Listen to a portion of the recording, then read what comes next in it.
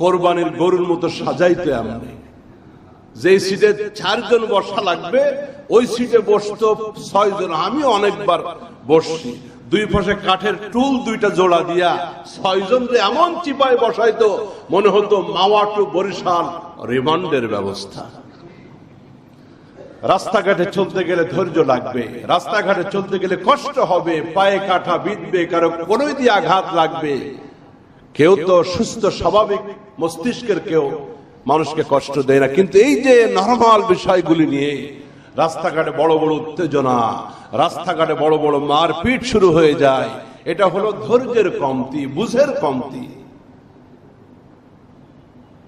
Petrol পাম্পগুলিতে তেলের সিরিয়ালে কত মারামারি, আয় হায় হায়, তেল নিয়ে কি তেলের সীমাতি।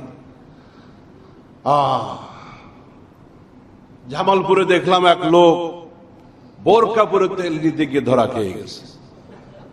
ভাবছে মহিলা সেজে গেলে হয়তো সিরিয়াল আগে পাবো, কিন্তু দূর থেকে ওর ভাবসাব আর সাইজ দেখে লোকেরা টের পাইছে এটা লেডিস না, জন্ডিসই হবে।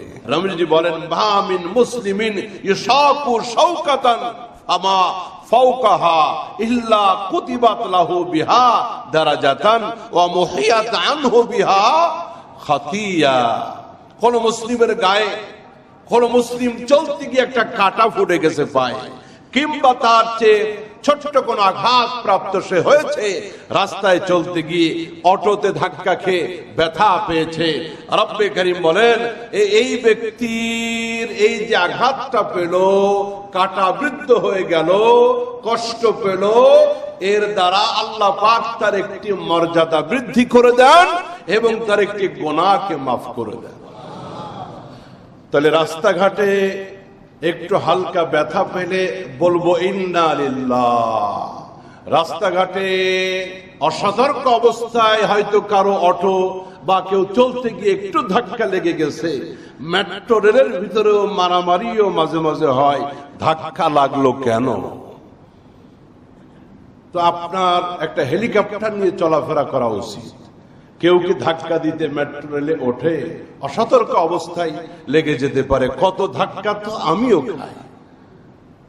সেই 9 নম্বরের লোকাল গাড়ি তো আগে ছিল এই রোডে, এরপরে ঢাকার লোকাল গাড়িতে যারা একসময় চলাফেরা করেছেন, আল্লাহু আকবার, কি অবস্থা ছিল তখন।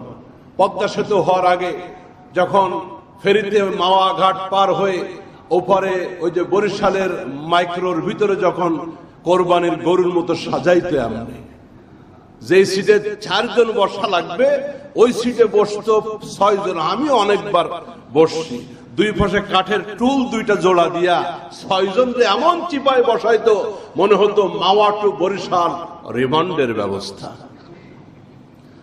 রাস্তাঘাটে চলতে গেলে ধৈর্য লাগবে, রাস্তাঘাটে চলতে গেলে কষ্ট হবে, পায়ে কাঁটা বিঁধবে, কারো কোনোই দিয়ে আঘাত লাগবে। কেউ তো সুস্থ স্বাভাবিক মস্তিষ্কের কেউ মানুষকে কষ্ট দেয় না, কিন্তু এই যে নরমাল বিষয়গুলি নিয়ে রাস্তাঘাটে বড় বড় উত্তেজনা, রাস্তাঘাটে বড় বড় মারপিট শুরু হয়ে যায়, এটা হলো ধৈর্যের কমতি, বুঝের কমতি। পেট্রোল পাম্পগুলিতে তেলের সিরিয়ালে কত মারামারি, আয় হায় হায়, তেল নিয়ে কি তেলের সীমাতি। জামালপুরে দেখলাম এক লোক বোরকা পরে তেল নিতে গিয়ে ধরা খেয়ে গেছে। ভাবছে মহিলা সেজে গেলে হয়তো সিরিয়াল আগে পাবো, কিন্তু দূর থেকে ওর ভাবসাব আর সাইজ দেখে লোকেরা টের পাইছে এটা লেডিস না, জন্ডিসই হবে। এটা পুরুষ মানুষ, ধরা পড়ে গেছে। নানান রকমের কাহিনী। আর যাই হোক, আল্লাহ এই পেরেশানি থেকে আমাদেরকে সহজ মুক্তি দান করেন। মানে ব্যাপার হলো যতটুকু না বাস্তবতা, এর চাইতে গুজব। একবার ওই যে কয়েক বছর আগে কচুরি পানা খাওয়ার হিড়িক পড়ে গেছিল, ডোবা থেকে পুকুর থেকে কচুরি পানা নিয়ে নিয়ে মানুষ খাইতে শুরু করতেছিল। কোন দরবারের পীরে নাকি বলছিল এর মাধ্যমে শেফা আছে, শেফা। তো এগুলি গুজব আক্রান্ত বেশি, আমরা গুজবে কান দিই। কষ্ট দুঃখ আসবে, পেরেশানি আসবে, ধৈর্য ধরতে হবে। রাসূল বলতেছেন পায়ে কাঁটা বেঁধে গেলে রাস্তায় চলতে গিয়ে হোঁচট খেয়ে পড়ে গেলে, একটু হাঁটুটা ছুলে গেলে, বান্দা তুমি ধৈর্য ধারণ করো, তুমি আল্লাহর খুশির জন্য ধৈর্য ধারণ করো। এই ধৈর্যের মাধ্যমে তোমার মর্যাদা বেড়ে গেল এবং তোমার জিন্দগির আমলনামা থেকে একটা গুনাহকে মাফ করে দেওয়া হলো। আরেকটি নিয়ামত, রোগ শোক কষ্ট আমাদের জন্য আরেকটি নিয়ামত। কিভাবে? রোগ অবস্থায় ইবাদতকারী বান্দা সে সুস্থ অবস্থার মতো নেকি পেতে থাকে। আল্লাহু আকবার। হাদিস বুখারী শরীফের 2996 নম্বর হাদিস, ইদা মারিদাল আবদু আও সাফারা কুতিবাত লাহু মিসলু মা কানা ইয়ামালু মুকিমান সাহিহা। একজন মুসাফির ব্যক্তি অথবা একজন অসুস্থ ব্যক্তি নিয়মিত আমলকারী, সে কিন্তু অসুস্থ হয়ে যাওয়ার কারণে সে বিছানাবন্দী হয়ে আছে, ঘরবন্দী হয়ে আছে।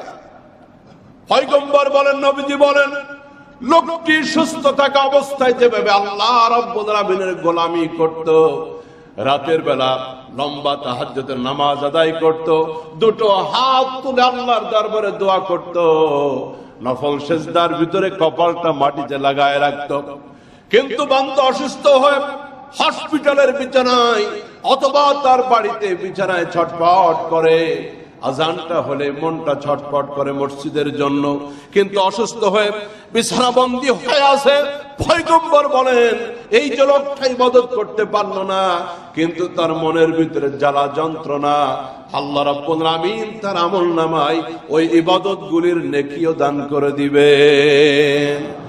সারা জীবন ইবাদত করেছে, বার্ধক্যে লোকটা ঘরবন্দী হয়ে গেছে, মসজিদ ছাড়া নামাজ আদায় করতো না, কিন্তু এখন ঘর থেকে বের হতে পারে না, অসুস্থ হয়ে গেছে। রব্বুল আমিন এই বান্দার বার্ধক্যের অসুস্থতায় ওই জীবিত অবস্থায় চলমান আমলগুলির নেকি দান করবে।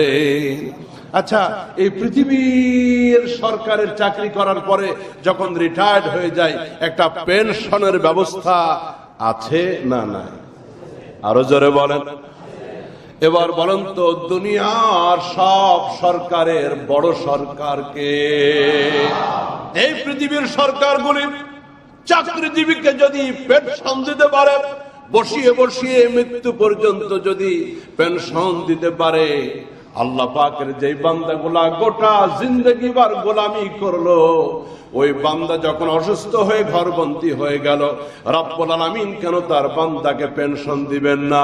আল্লাহর নবী বলেন, বার্ধক্য অবস্থায়, অসুস্থ অবস্থায় বান্দা ইবাদত করতে পারে না, আল্লাহ পাক তার ঘরে বসিয়ে বসিয়ে আমলনামায় নেকির পেনশন দিতে থাকেন।